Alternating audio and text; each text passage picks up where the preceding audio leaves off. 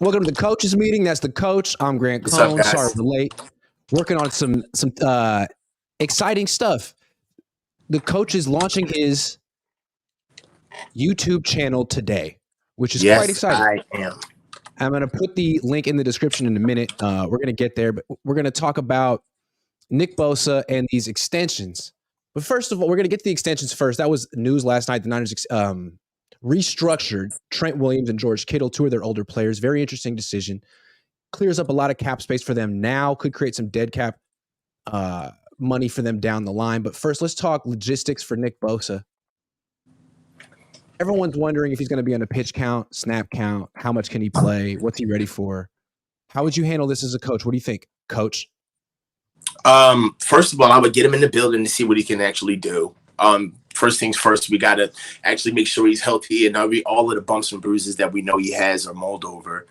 And I would warm him up, actually consult with him, because I feel like Nick has gone past the point of being coached. He's more consulted. Ask him how he feels. And we have 2 hard days left to practice. So I'd give him a light day, and I'd really put up a lather on him on Friday. And if he's ready, if he has 2 good practices, now that we've been thinking about it, Grant, I really don't see any restrictions that they would give him. He knows the defense. Anything new that they would have, they would probably just sub him out anyway. And Nick doesn't play the entire game at all the time anyway when he was back. So he would just not be in on certain packages, and even on certain packages where they actually are kind of depending on him to be there for it to work.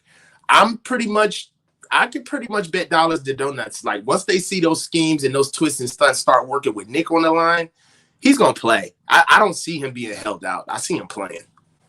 And it's funny, like, they just gave him all the money he wants, right?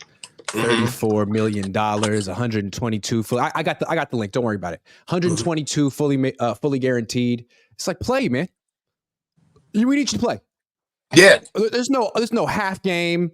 There's no half effort. Get on the field and play. You say you're in great shape, right? You look like you're in great shape. Get on the field and play. Time.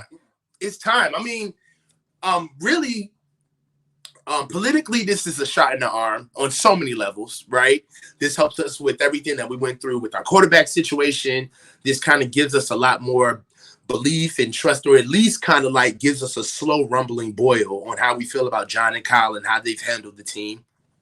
And at the end of the day, they got it done, right? And perfect isn't on the menu, right? You have to be able to do what you need to do in the moment to be able to get a season going. Without Nick Bosa, our other issues or our other aspirations or goals that we have throughout the season are kind of a moot point. We got to own that. We got to own the fact that for us to even worry about going to the Super Bowl, Nick has to be playing, right? And I feel as though that once they get him in, he's going to be playing right away, and it's on. I'm ready. I'm looking at TJ Watt. He was in a similar situation. He didn't practice all offseason. He held in, didn't hold out, but still didn't practice all offseason 2 years ago, coming off Defensive Player of the Year, roughly the same age. Week 1, signs 2 days before the game, plays 69 snaps. Right. 69 snaps. Yeah. So the Steelers aren't worried about it. Definitely. You know what I'm saying? So, I mean, for me, I'm looking at it like, you know, TJ Watt and Nick are of the same ilk. I'm very excited that they got this done. I'm ready for him to get on the field. I just don't see him being held out. I mean, look at it this way. Take yourself to game day, right? And we're on the sidelines and we're in a tough goal line stand, or the ball is being ran on us. You know they're going to cut the cameras to Nick Bosa sitting on the sideline with a pearly white jersey on, not on the field. That's not a good look. Yeah. He's going to play. No. Especially after he gave him all that money, especially after he talked about what good a shape he's in. Like, yeah, absolutely play. I think it's interesting. I mean, I think everyone's expecting him to be in a pitch count, and the Niners like to do what everyone doesn't expect. Oh, we have to be careful with Nick Bosa. We just gave him more money than any defensive player's ever gotten. He's fine. Yeah. And if he gets hurt, it's not our fault. It's just flukes. Yeah. He's ready to go, man. I mean, and really, you can't worry about the inevitable. You can't worry about the unknown, right? Is he going to play? Is he gonna do what he needs to do to get on the field? No, he's ready to go. He's making $34 million a year. Now, you don't get the contracts for what you've done. I feel like that's a huge misconception with contracts. You're not getting the contract because of what you did. You're getting the contract for what you're going to do, right? That's what you're supposed to. Yeah. Right. And the opportunity to be able to negotiate for the contract is everything that you've done to get you the opportunity. So now that Nick is playing, making $34 million a year, if I bought a $500,000 supercar, the last thing I'm going to do when I get the keys is put it in the garage and just take it through its paces. I'm throwing that shit on the track. Like, it's time to go. He's ready to go. Absolutely. Absolutely. So this is interesting. The restructures. Hold on, let me write this down. Restructures. So last night, news comes out that the Niners restructured Trent Williams and George Kittle, maybe to create space for Nick Bosa, maybe to create space for another move. It's a very aggressive win now move. Like, consequences down the line be damned. We're going to make our team as good as we can possibly make it right now. What was your reaction when you saw this news? Well, there were two sides. I'm a cynic, naturally. So the first thing that came to my mind is, we're kicking the can. Beautiful, right? We're kicking the can on older guys who aren't going to help us in the future, and they're going to be making more money than what they're worth once they get longer in the tooth. And some of them, I mean, they already are long in the tooth. But what I started doing is I started charting out what the original plan was. And really, I don't think that the Niners prepared for I don't think that they didn't prepare, but I don't think that they understood just how it was going to look, the lack of depth with letting so many vital pieces go throughout the offseason. But if you're going to bring in more depth and you're going to bring in more youth, man, we have tons of picks next year, right? And getting those guys extended and being able to broaden out the floor and get new guys into your organization so they can absolutely see how it's done from the best guys in the building. That's another thing, Grant. Like, I understand that the money that we're paying these guys is directly attributed to what they do on the field, wins and losses. But the Niners do have a culture to keep. They do have younger guys that are getting a ton of development from having those guys in the building and the coaches. So I do understand that fiscally, it doesn't make a move in a vacuum. It doesn't make sense in a vacuum when it's saying, man, you extended George Kittle. Like, does he really deserve that pay raise, that lump sum money? But what it does is that it keeps some of the cornerstone players in our organization. It keeps us ready for the draft because we have tons of picks coming up. And on top of that, it also shows that that we've also made room to be able to sign the guys like Brandon Ayuk in the future. So I get the move. There's parts about it that I don't like, but overall, I understand why. Here's what I don't like about it. I feel like it's painting the Niners in a corner. Like, I'm all about the Niners going all in this year. I didn't like that they didn't last year. I feel like this is an all-in move, but it also feels kind of like a risky move. You know, right. you restructure Fred Warner, Christian McCaffrey, Travarius Ward, anyone in their 20s. I'm like, cool. I get it. You know what I mean? Like, you're a core part of your team and you want him to be here for a while. You're not looking to get out of this contract, but Kittle, I'm going year to year with Kittle. Like, I was thinking about trading him last year. Trent Williams is 35 years old. Like, Trent Williams. You've been trying to get rid of George for years. I mean, like, George Kittle's hurt now. He's limited in practice today. Like, Trent Williams had a vet day yesterday after like a week off. Like, the guy he rarely practices and he's great. But I just feel like these two are sort of at the end. And what's most likely going to happen is in 2 years, there's going to be a lot of dead money with these two guys. But at that point, do they have a 6th Lombardi trophy? Do they even care? I don't know. I'm saying they could become the Rams, but I think the Rams are cool being the Rams because they have a Lombardi and McVay has a statue. We'll see. Yeah, but we're not the Rams because we didn't completely decimate our draft capital just to get players in the building. We didn't do it that way.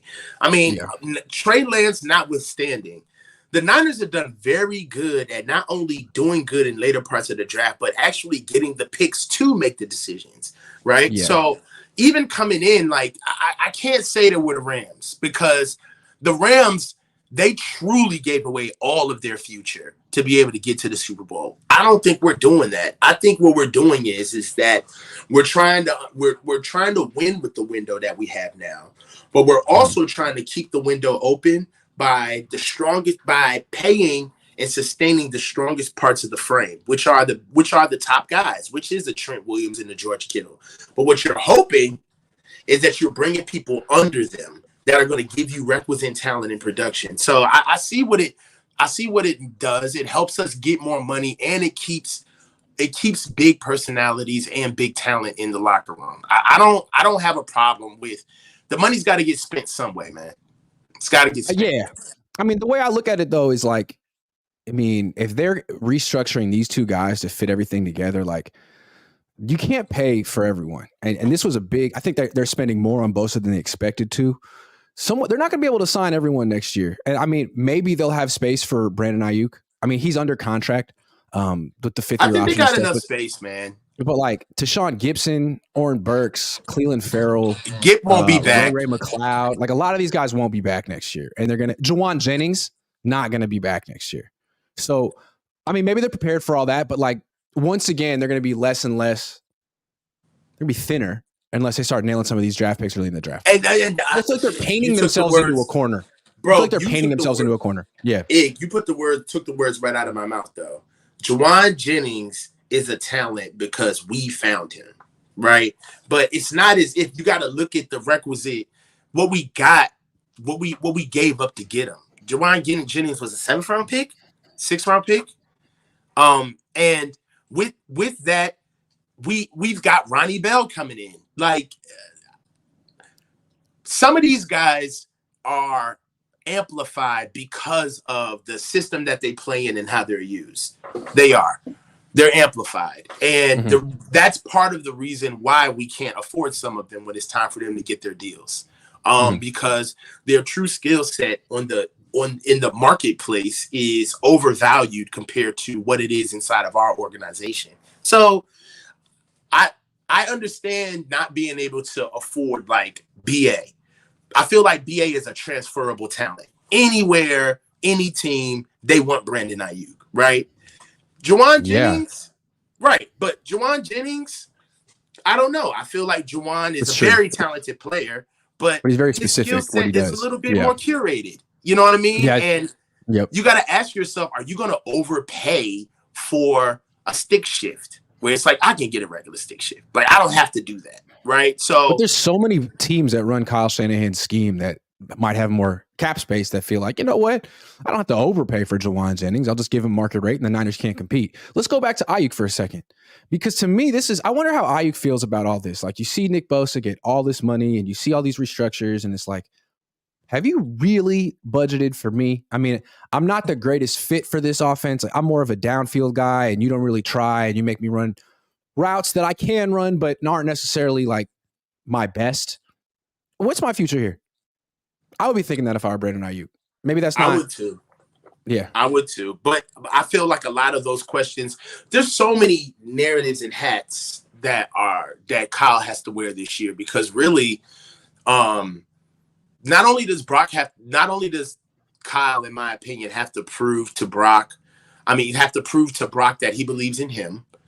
He has to prove to the fan base that Brock is the right guy, but he's got to prove to the locker room that this is my guy. This is who I believe in. This isn't a guy who can just run my offense. This is your quarterback. Because really, in a sense, and I grant you could probably speak to this from being inside of NFL locker rooms.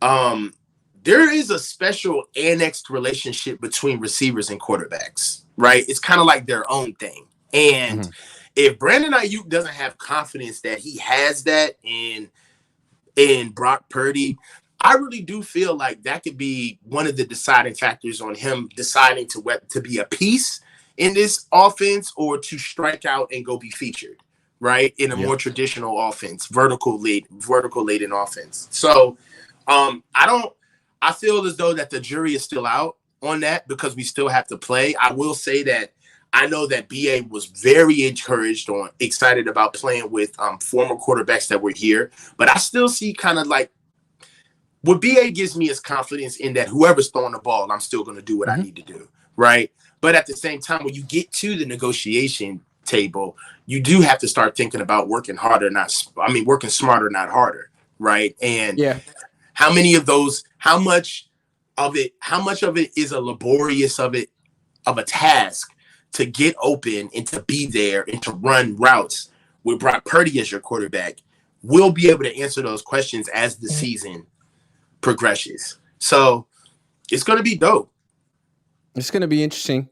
From Ayuk's perspective, like, you didn't name me a captain. I don't know. Just like, I'd be curious, like, do you really prioritize me? Because what Nick Bosa did was he set his price and stuck to it. When Buckner tried that, they shipped him out of town in March of that offseason. Like, I want $20 million. That's what I'm worth. And they're like, okay, cool. We're not going to pay that. Goodbye. Like, what if Ayuk says, hey, I'm worth $20 million a year. I know you guys don't feature me the way I should be featured, but on another team I would be. That's what I'm worth. What are we going to do? You know how the Niners do business? I mean, they don't just necessarily hand it over, even to Bosa. They'll make you sweat it out.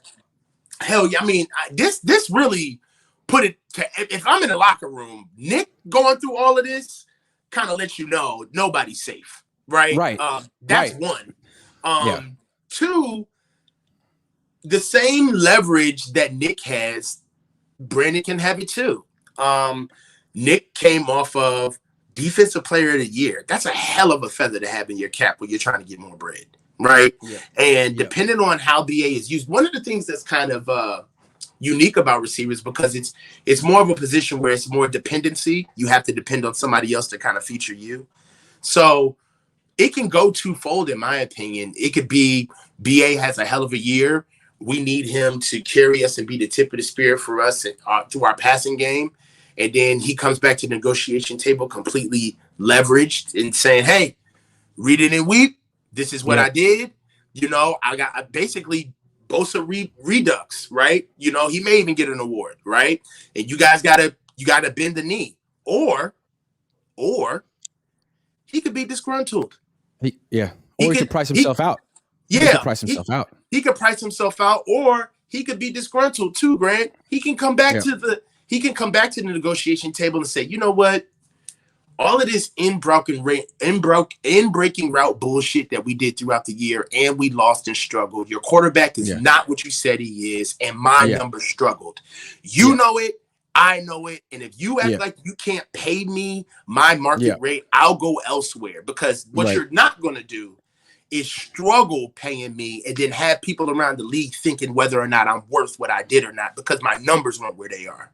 So I'm telling you, it can go two ways. When they restructure a 35-year-old tackle and a soon-to-be 30-year-old tight end, I'm starting to think, is the 25-year-old split end going to be on this team for a while, which is crazy to me because he's the one with the future. He's the one who's still getting better. He should be a priority, but we've talked about this. Like, their scheme and their quarterback and their offensive line doesn't necessarily allow Ayuk to show his full skill set. I compare him to Torrey Holt. Torrey Holt couldn't be Torrey Holt in this offense. No, he could not. No. He needs the ball. You know what I'm saying? Yeah. He needs Kurt Warner. He needs the ball to go down the field. He needs Orlando Pace to be given the quarterback time. I really do. I really hope that this is a good conversation to have near the end of the year, like where BA is just kind of, you know, I just kind of want it to be a foregone conclusion. He deserves whatever money that he gets. I mean, he's coming prepared out. I mean, injuries notwithstanding, he's good to go. So like I said, man, it could really be, even if he doesn't have the production, man, you know how receivers are, bro. Like, he could come in there and be like, I should have had the ball thrown to me. Like, you know what I'm saying? Like, I don't like these routes. I don't like how I'm being utilized in this offense. I blocked for damn near half the season. You know what I'm saying? And got bullshit balls thrown to me. You know, so, you know, he could feel that way too. That's real. You know what I'm saying? So we'll have to see. Yeah, we would. Travis Heaney says, love the show. Big game and the Niners could possibly lose. Do you think Kyle will have a sense of urgency and have his team finally ready for week 1? I don't know if they're ready, but it does seem like a sense of urgency. Like if you're 75% healthy, you need to play week 1. That's kind of the attitude. A lot of times the Niners are like, if you're not 100% healthy, don't play in this game. Chill out. Yeah. Look how we're playing. But like, nah, I think they have a lot of respect for Pittsburgh and Pittsburgh. Mm-hmm. Yep. Michael McCann says, about time, coach. Thank you. Matthew Sanders says Niners should be thinking midseason acquisition. Leave $10 million on the table to get best available free agent wide receiver cornerback, aka make a splash in October. That's what they tend to do. Niner Matt says, don't they have to pay Huff next year too? Yeah. They do. They do. Good call. And Lenore. That could be another one. Ty Budd says, Farrell drafted 2 picks after Bosa, 10 career sacks as a D end. Is he considered a bust? Grant, don't compare Armstead output. We know you. He's a bust for sure. Cleveland Farrell. He's like Solomon Thomas. Chris Telerico says, BA is going to test free agency when the time comes. He can get his 1,500 yards by not being the 4th option or by catching digs or just about every other team. Yeah, I would have to agree. I agree with that. Office of Jed York says, I don't know why everyone is worried about these contracts. We know what we're doing. We have really smart people here. Matthew Sanders says, don't be surprised if BA becomes the number 1 wide receiver this year. He deserves it. He should be a captain too. David Sir says, once Jefferson gets extended, it's going to make the BA extension that much harder, especially for this front office. Yeah. Wide receiver contracts are tough. Office of Jed York, new member. Thank you. Adam, $170 million can pay for a few trips to Cabo. Just a few. Can that money be rolled over to next year's cap? Yes. Yeah. Yes, it can. All right. Tell me the biggest threat the Steelers pose week 1. Their run game and stopping the run. Okay. Well, they got a veteran offensive line. I believe everybody's coming back. Najee Harris has something to prove. He kind of felt he's kind of had a sag in production. He's been dipping, and he's actually doing really well in training camp. There's good reports coming about Najee Harris and what he's been doing in training camp. And it's Pittsburgh. They're going to they play what I like to call prove it football, where they're going to start out with the natural tenets of running the ball, and they're going to make you prove that you can stop every inch of grass on the field on the line of scrimmage. And if you could do that, then they'll start throwing the ball. But until then, they're going to run all goddamn day. And I feel like they have a quarterback with requisite skill set in Kenny Pickett to Brock Purdy. And they have dynamic guys on the outside. I think that Kenny can get the ball down the field a little bit quicker than Brock, a little bit more with more efficiency. And that's really what they do offensively. They're really kind of a bastardized version of us. They want to keep the ball away from you, play the clock, keep up time of possession, and they fall on top of their nasty defense, which is predicated on stopping the run. But they got some ball hawks now too. And that's what's kind of worrying me about Pittsburgh. I understand they're stout enough up front to be tough. They don't really have a lot of guys in their front 7 that can get behind the line of scrimmage and wreak havoc. That's not really what they do. They hold that line of scrimmage. The thing about Pittsburgh is they can run. And they can get sideline to sideline. And specifically, they got DBs and Minkah Fitzpatrick and boys out there that can actually get down there, and they're kind of built to be able to get on top of that outside zone, right? So what we like to do offensively, especially on the ground, is we like to get you going east and west, get you moving and get you breathing. And then we start getting some more gap scheme coming in there and then hit you on the backside with play action, boot, and waggle. That's kind of what we do. But one of the biggest things for us to be able to even start that initiative is to be able to control not only the line of scrimmage for penetration, but the edges. The edges are very important. And Denver is fast. They can run. And they have very savvy safeties. So my thing right now with how we play them is I feel as though that there's going to be a good counter game. It's going to be a lot of stuff that's going to get bounced to the inside. And we're going to be looking at our interior offensive line to see what we're going to do. And conversely, we're going to be looking at our interior defensive line because Pittsburgh, they love inside zone. Inside zone is kind of what they do. Najee Harris is very special in between the tackles. That's what he likes to do. That patience, trying to pick out absolutely. I mean, it's Le'Veon Redux, right? Absolutely. So, yeah. So here's the thing with Pittsburgh. Like, they did add one offensive lineman, Isaac Samalo. He's their left guard. They got him from Philly. That's an interesting addition. He's a good offensive lineman. They also, so he's going to be going against Javon Hargrave, who comes from Philly. So that's going to be an interesting matchup right there. Also with Najee, the way that the Pittsburgh's backfield the way I think of it is kind of like Cowboys backfield from the last couple of years. Like, Najee's kind of slow and plodding. You call him powerful, but he's not going very far. He's Zeke. And then Jaylen Warren behind him looks small and explosive and dangerous, kind of like Tony Pollard. So I'm curious to see, like, how many snaps and touches does Najee get? Because anytime I feel like he gets the ball, you're like, okay, like, this is not going to be a big play. But with Warren, he's explosive. So I'm a little curious. Maybe I'm discounting Najee Harris, but I just don't think he's scaring the Niners.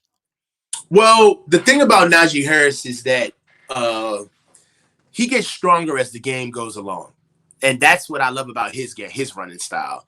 What he's going to give you early is, I mean, you almost miss him early. You know, you're saying to yourself, what is this guy doing? I mean, he's always cutting back and he's trying to get a feel for where the defense is going. And if you watch Najee play, anybody who's watched him play, I feel like the overarching sentiment about him is, why are you always trying to bounce outside? Why are you always trying to bounce outside? Just stay inside. And a lot of that stuff is Najee just trying to feel the defense. He is the type of back where you can't give him 10 to 15 carries. He needs a workload and able to feel it out. And I would be more concerned about what Najee is going to do to our defense in the second half of the game, right? Be worried if he's getting off early, because he can carry the ball 30 plus times. He's really that kind of back. But if he's humming early, that's a problem, because he's really prepared. He's really built for the second half. And he's a very good pass. He's a very good pass catcher as well. He can catch the ball as well. It's true. And if the Niners get gouged in the run game, it's going to be probably less to do with Najee and more to do with that offensive line going against the Niners defensive line. Like, they got blown off the ball in the preseason. Let's say what they got in this game. Real quick, let's talk about our sponsor, BetUS. Let's do it. If you want to bet on this game coming up, BetUS is the place to go. Use the link in the description to sign up, and they will give you 125%. They will match 125% of your first wager. And if you want to bet on this game, you could bet on the money line. But what I think is fun is the prop bets. There's like a million prop bets here. Let's go through them real quick. First to score, last to score, first scoring play of the game, whether it's a Niners TD or a Steelers TD or whatever. Will there be a defense or special teams TD? Longest TD in the game, shortest TD in the game, longest field goal scored in the game. Will a team score 3 unanswered times? Team to score longest TD, team scoring first wins the game. All these things you can bet on. Team to call the first time out. Like, that's pointless. I love it. Who's going to call the first time out? Probably not Kyle. Who's going to call the first challenge? Probably not Kyle. I mean, it just goes on and on. Race to 10, race to 15, race to 20, race to 25. These are fun things. I like prop bets because you really don't have to be smart. You just got to be, it's like flipping a coin. Will a safety be scored? Yes or no? I love stuff like that. Anyway, go to BetUS, use the link in the description. It's what's up. All right, back to the show. Did you mute me during this thing? Yeah, you were like drinking something, man. You were like eating something. I was like, what happened? Anyway. I was like, what the fuck did he just mute me for? Because you were like eating chips or something. The biggest weakness on the Steelers that the Niners need to attack, what is it? Kenny Pickett. Kenny Pickett. Yeah. Kenny Pickett. Gotta go get Kenny. So when Steve Wilkes stands in front of the Niners defense this week, what's he saying? We're not losing to Kenny fucking Pickett. Probably in those words. Yeah. I mean, every defense, offenses are known. I understand that, Kyle runs our offense, but when you get into a meeting room, offenses are signified by their quarterback, right? Or at least their best player. right? Yeah. And Yeah. if there is somebody in a vital role on an offense that a defense feels as though is kind of like the single point of failure, that's what they start their entire plan with. They say, it's like facing the Titans and saying, we're not letting Derrick Henry beat us. They can do whatever they want to do, but he will not have a good day, right? And I feel as though that the Niners are coming in and they're saying that about Kenny Pickett, right? I feel like they're saying we're not losing to Kenny Pickett, right? No. That's not happening. So if they're going to beat it, it's like Najee Harris going to have to go for like 200 yards and 3 touchdowns. Yeah, because Najee Harris is going to have to go the fuck off, right? Because we're not letting Kenny Pickett beat us, and really. Even if we stop the run, I feel as though that Kenny will put himself in a lot of bad situations with our defense. So really, I'm focused more on what we do against. Really, what's going to be interesting? Seeing all of the blitzes and the stunts and just how our defense looks going to get the quarterback. I saw glimpses of it in the preseason. But I'm excited to see what we put together, right? Especially now that Nick is back, right? Because that is still a question. Even though Nick is back, he's one of the reasons why we wanted him back so much is because we're bereft of pass rushers. So I want to see how else they're going to do it outside of him to go get Kenny. Yeah, absolutely. And I think what's interesting is so Steve Wilks is going to come in and be like, we're not going to let Kenny Pickett beat us. That's the same thing Mike Tomlin's going to say to the Steelers. Man, we're not going to let Brock Purdy beat us. That's exactly what he's going to say. We're not going to let Brock Purdy beat us. If this team's going to beat us, Christian McCaffrey's going to have to. But here's the difference between the Niners and the Steelers to me. Like, Brock Purdy isn't necessarily explosive, but Debo is. McCaffrey is. Like, you can get the ball out of Purdy's hands, have him throw behind the line of scrimmage, and it's a big play. Like, I don't know that the Steelers necessarily have that type of talent. They have good wide receivers, but do they have a bunch of guys who can catch screens and go for big plays like the yards after the catch guys? I don't know. Or is Kenny Pickett? I don't think that's what they do, though. Yeah. I don't necessarily actually have to throw the ball down the field. Yeah, they're going to have to throw the ball down the field. I don't think that's what they do. But ultimately, I really do see that Pittsburgh is going to try to slow this game. And then also, this game's going to be in the rain. Yep. So, really, it's going to be whoever wins the line of scrimmage. I mean, that's the truth in every game. But whoever wins the line of scrimmage in this game is pretty much going to reign supreme. I don't have us winning this week. I feel like we've just dealt with way too much. It's not an indictment on who we are as a team.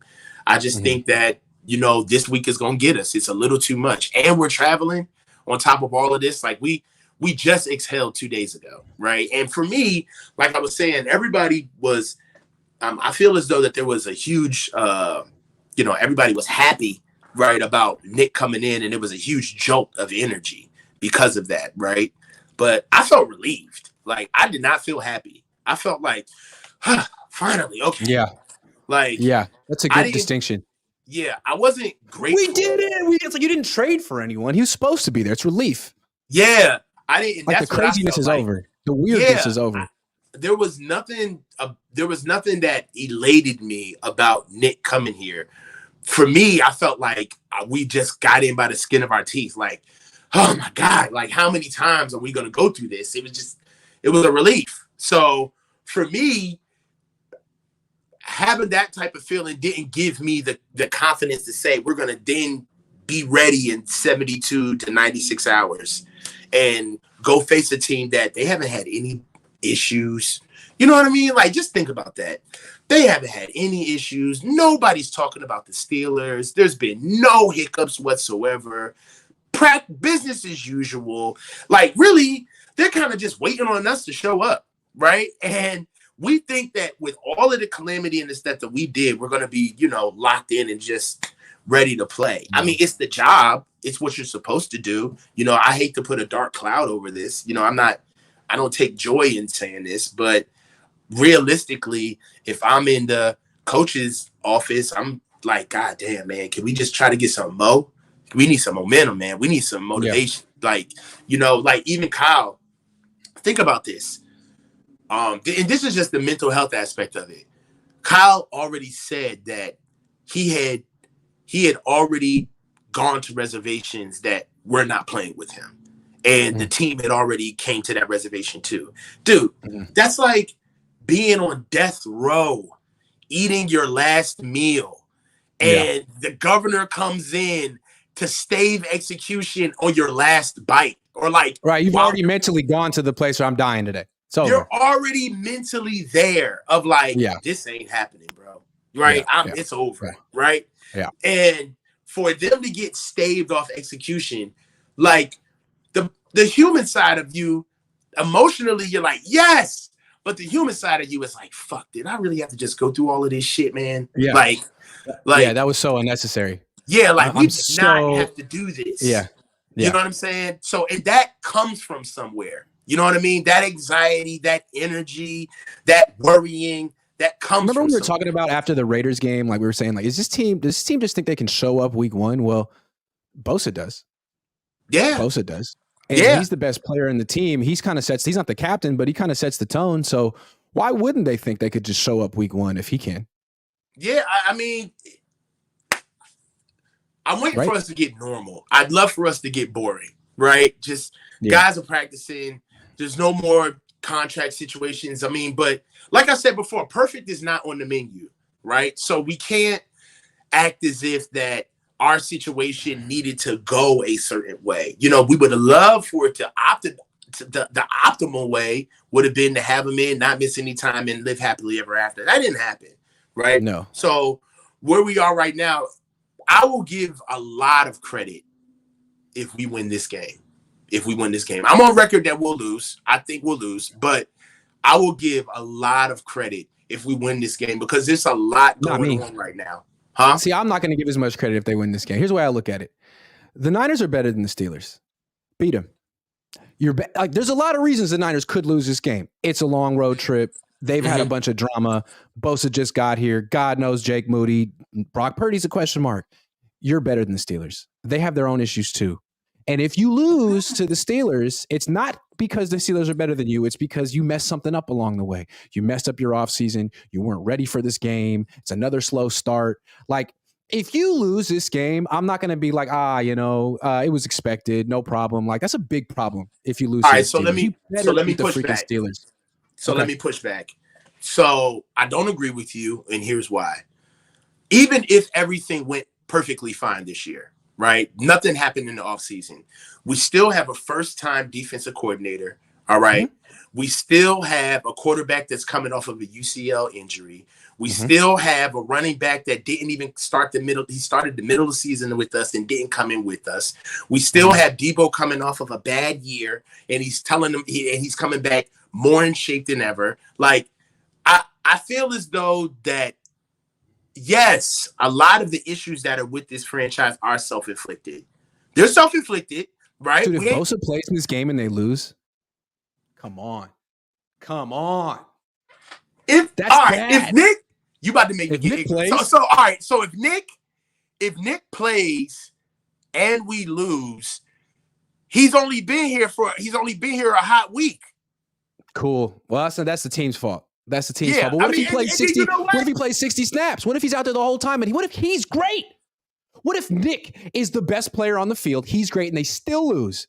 I don't know, man. I think they should win this game. I could see him like texting his friends like all of this, and these motherfuckers weren't ready to play. I was. They went to training camp. So you mean to tell me I was in Florida on this fucking? What the hell have they been doing? What have they been doing? I don't know. I think it'd be a bad look if they lost this game to a worse team. I know it's a good team, and they're on the road. They're a good team, and Pittsburgh doesn't lose at home. That's why I got them winning. Pittsburgh doesn't lose at home. They're very stout, especially opening day. And we got a lot of moving pieces. I'm not making excuses. I'm not making excuses for the Niners if they lose this game. I'm not making excuses for the Niners. Fuck that. I'm not making excuses. You know I don't fucking do that. I'm not fucking making excuses for the Niners. You get me out of my frame now. That's not what I'm doing. What I'm doing is that I'm being pragmatic about the situation. We don't know how good they are. We don't know if on paper they're better, but we don't know. What we do know is they start slow every year. That's true. They do start slow. The Niners. But And we do know that Brock Purdy's coming off a serious injury. So it's definitely fair to pick them to lose this They game. got to make history this year. That I will say. Yep. That what they're trying to do, they're trying to make history. But they should be ready to go. Because Debo said it himself. And I'm glad that he said this. They got to get that number 1 seed this year. Got to. They got to. Got to. And a game like this will come back and haunt you. No doubt. Let's take some super chats. Dazza says, is there a right tackle we can go get with this cap space? McKivitz was supposedly only okay in camp, and he's going up against Parsons, Garrett, and TJ Watt. I mean, I think it's the kind of thing that presents itself at the trade deadline when teams are out of it. We don't really know yet. We could guess. Mm-hmm. Brooks says, Coach bringing the Mo energy to Niners YouTube world. Yeah, DC.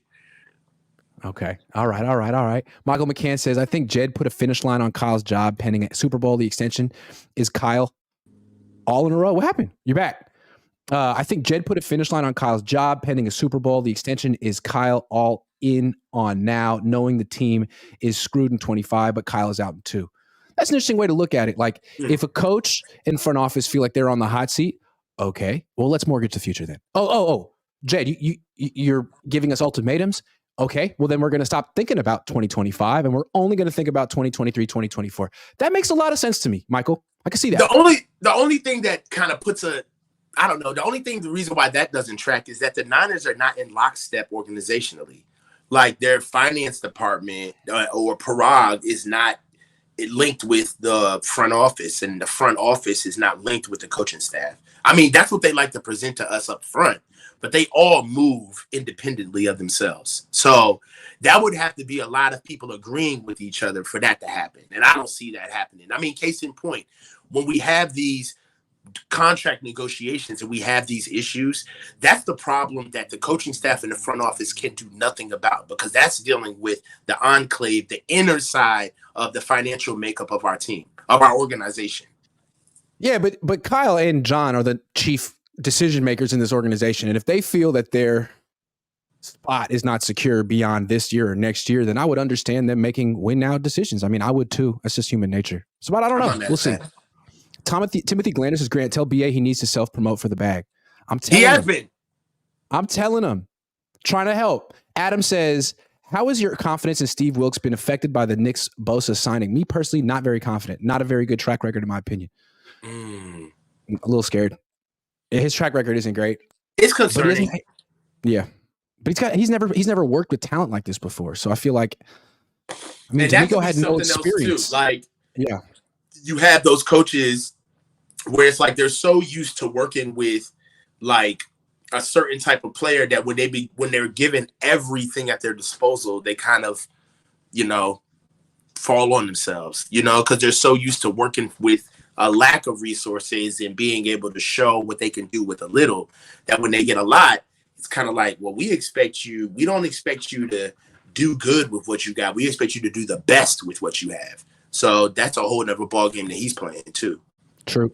Gammon Brown says, Coach, nobody's talking about the third phase of the game. Could this defensive game be decided by a field goal? Steelers have a jitterbug of a returner. Also, how does one get a beard like yours?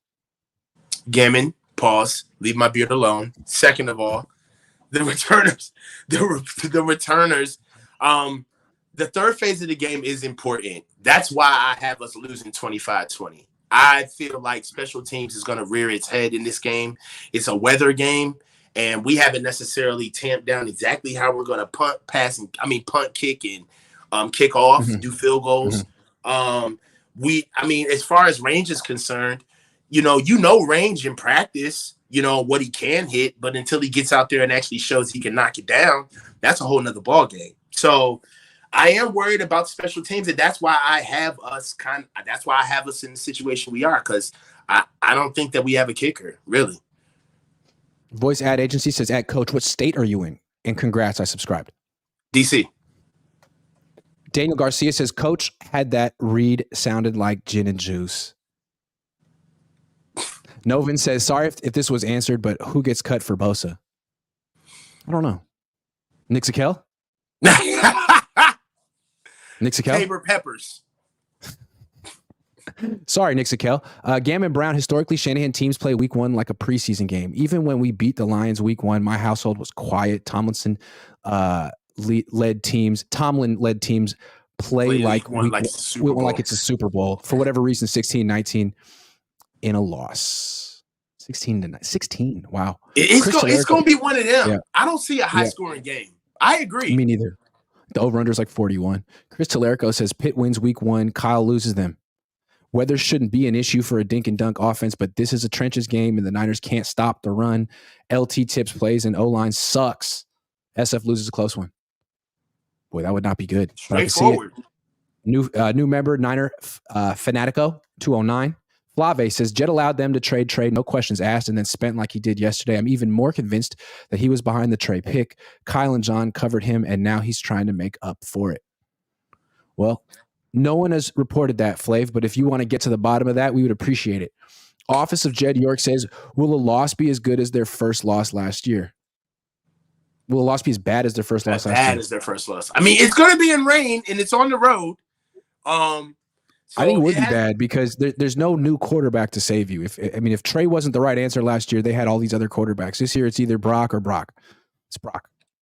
It's got to be Brock. No, as soon as they get daylight for Sam, they gonna hop on it. You know, dog. I'm telling you. Good luck. Good luck. Enjoy hopping on that. Tell me how that goes. Niner Fanatico 209 says, Sub Grand Coach. Been watching you both and finally subscribed. About to do the same for the coach. You should. Thanks for the content and insight. Fernando, how many games is Purdy going to last this season? Over under 10. 10? Well, over under 10. I was just having a conversation before I got on the show, and my boy who's a Raiders fan, he was telling me, he said, you know why? He's like, you know why I'm so frustrated with the 49ers? And I was like, why? And he said, because that kid, for the Niners to be Super Bowl contenders, they're going to have to commit to playing over 20-plus games. And you guys can't even keep that kid healthy for 7. You know what I'm saying? So he's like, you guys, he said, you're telling me that this kid's going to stay healthy for 20 weeks, 20 whole weeks in the league. So how many times have the Niners ever done that with their quarterback or their running back? I don't think they've ever much. J.R. Beckled says, I want your honest opinion, Grant. Do you really think Kyle is at risk of losing his job with SF this year or next if they don't win a Super Bowl? Probably next year. Yes, I do think he has something to prove, and I think that's why they're being so aggressive right now. Drewish Guy says, Coach is consistently the best guest. Oh, Drewish Guy. Man. Thank you, man. Thank you. Hey, on that note, the show is over. Make sure you check out the description of this stream. You're going to see a link to the coach's YouTube, which he is launching today. I know you guys have been asking for it. He's here. He's going to be working all year. I mean, he's in the game now, so subscribe. It's going to be good, guys, man. Come on. Read the description, man. You guys see what the channel is all about. And we got a live stream game day morning at 7 a.m. PST. It's going to be good. Love that. All right. Thanks for watching, everyone. I'll see you guys soon. Thanks, guys. Getting down to Santa Clara. Let's see what Nick Bosa's got. Peace.